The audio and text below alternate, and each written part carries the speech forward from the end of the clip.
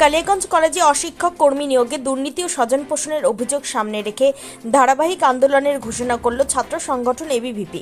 আন্দোলনের পাশাপাশি অবৈধ এই নিয়োগ প্রক্রিয়া বাতিলের জন্য আইনি পথে লড়াই চালাতে তথ্য জানার অধিকার আইনে বুধবার কালিয়াগঞ্জ কলেজের জনতথ্য আধিকারিকের কাছে চিঠি দিল এবিভিপির কেন্দ্রীয় কার্য সমিতির সদস্য শুভব্রত অধিকারী।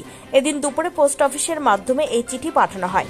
এরপরই সাংবাদিক বৈঠক করে এবিভিপির পক্ষ থেকে কালিয়াগঞ্জ কলেজে অশিক্ষক কর্মী নিয়োগ দুর্নীতি নিয়ে আন্দোলন এবং আইনি লড়াই চালানোর ঘোষণা করা হয়।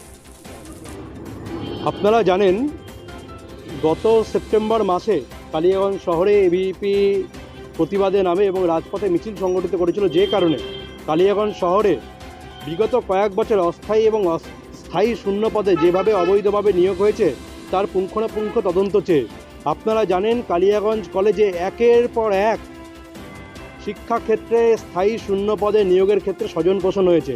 এই শহরের যারা তৃণমূলের কেষ্ট বিষ্টু তাদের পরিবারের লোকেদের এবং সেই কলেজে যারা কর্মচারী রয়েছেন তাদের পরিবারের লোকেদেরকে অবৈধভাবে নিয়োগ দেওয়া হয়েছে স্থায়ী এবং অস্থায়ী কর্মচারী রূপে।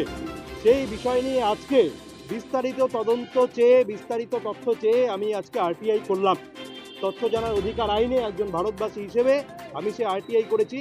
পীযূষ কান্তি দাস কালিয়াগঞ্জ কলেজের অধ্যক্ষ থাকার সময়ে কতগুলি শূন্য পদে নিয়োগ হয়েছে, কিভাবে নিয়োগ হয়েছে, তার নিয়োগ পদ্ধতি কী ছিল, তার আবেদনকারী কারা ছিল, তার জন্য কোনো বিজ্ঞপ্তি জারি হয়েছিল না, বিজ্ঞপ্তি থাকলে তার প্রতিলিপি অর্থাৎ সম্পূর্ণ বিস্তারিত বিবরণ আমি এখানে চেয়েছি। যে কালিয়াগঞ্জ কলেজে পীযূষ কান্তি দাস অধ্যক্ষ থাকাকালীন কতগুলো অশিক্ষক এবং গ্রুপদের স্থায়ী পদে নিয়োগ হয়েছে, এই নির্বাচন প্রক্রিয়া সমূহের বিজ্ঞপ্তি, আবেদনের বিজ্ঞপ্তি এবং যোগ্য ব্যক্তিদের নির্বাচনের প্রক্রিয়া, এই প্রক্রিয়াগুলো সম্বন্ধে বিস্তারিত তথ্য ইমেইল বা প্রিন্ট আউটের মাধ্যমে আমি জানতে চেয়েছি। কালিয়াগঞ্জ কলেজে তৃণমূল ছাত্র পরিষদের যারা কর্মী তাদেরকে অস্থায়ীভাবে নিয়োগ করা হয়েছে। উদাহরণস্বরূপ এইখানকার তৃণমূল ছাত্র পরিষদের নেতা নূর আলম, তিনি অস্থায়ীভাবে সেখানে চাকরি পেয়েছেন। সেই সময়কার তদানীন্তন যিনি অধ্যক্ষ পীযূষ কান্তি দাস, তার ভাইজি অরুণিমা দাস এখানে অস্থায়ীভাবে কর্মচারী হিসেবে নিয়োগ করেছেন।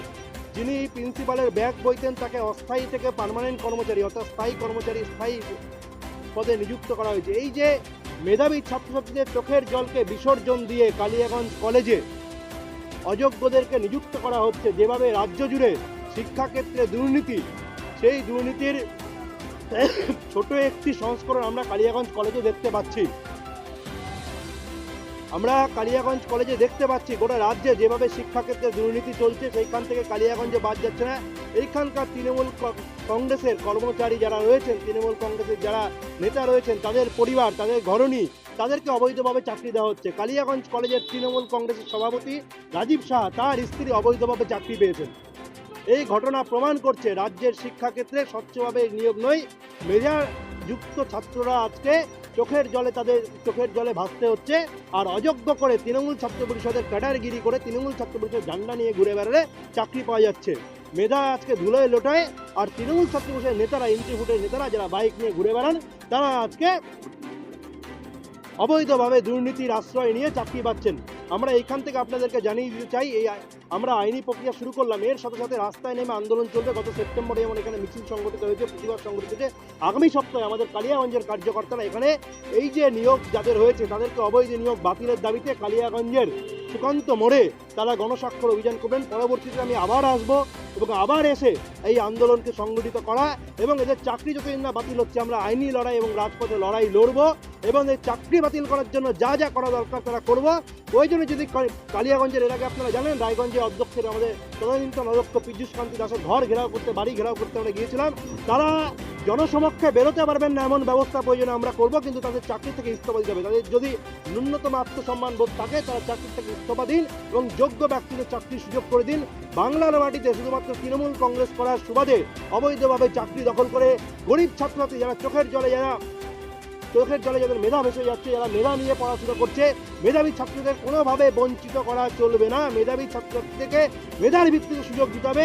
তৃণমূল ছাত্র পরিষদকে ক্যাম্পাস থেকে ক্ষমতাচ্যুত করার লক্ষ্যে এবং এই যারা চাকরি পেয়েছে তাদের চাকরি বাতিল করার লক্ষ্যে আমাদের এই আইনি প্রক্রিয়া এবং রাস্তায় লড়াই দুটোই চলবে। নিজস্ব সংবাদদাতা, খবর কালিয়াগঞ্জ।